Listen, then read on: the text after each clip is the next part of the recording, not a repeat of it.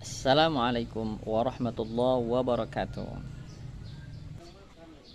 Halo guys, ini untuk berbagi nih sharing di Hari Sumpah Pemuda untuk pemuda-pemuda yang baik dan mulia, berbudi luhur dan berilmu pengetahuan. Tentu kita tahu orang yang berilmu pengetahuan punya uang banyak, tapi semua dari jerih payah orang tuanya. Itu tidak wah lah. Tapi yang lebih wah adalah seorang pemuda yang berdikari, mandiri, dan bisa menggapai cita-citanya dengan ilmu pengetahuannya, dengan penggapaian yang ia usahakan selama ini. Itu pemuda yang wah, pemuda yang mantap dalam segala hal.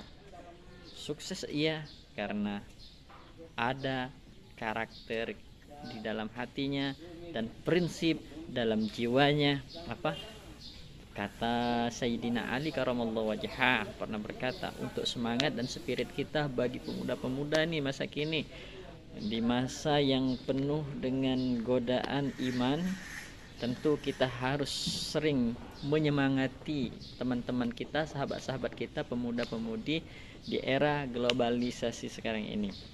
Apa nih kata Sayyidina Ali?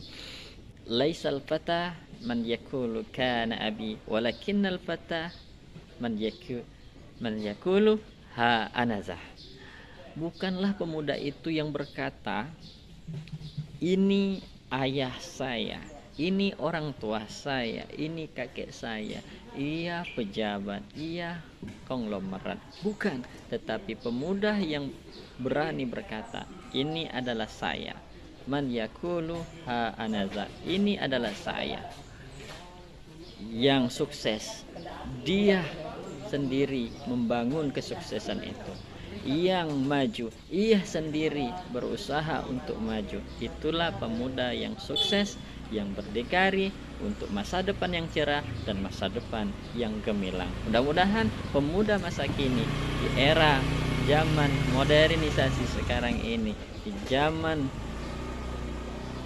pergolakan dengan akidah ini, kita tetap menjadi pemuda yang berakhlakul karimah, intelektualnya ada, tetap syariat agama kita junjung tinggi.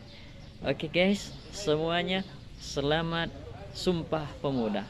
Jadilah pemuda, harapan bangsa, harapan agama, dan harapan pemudi-pemudi di sekitar kita.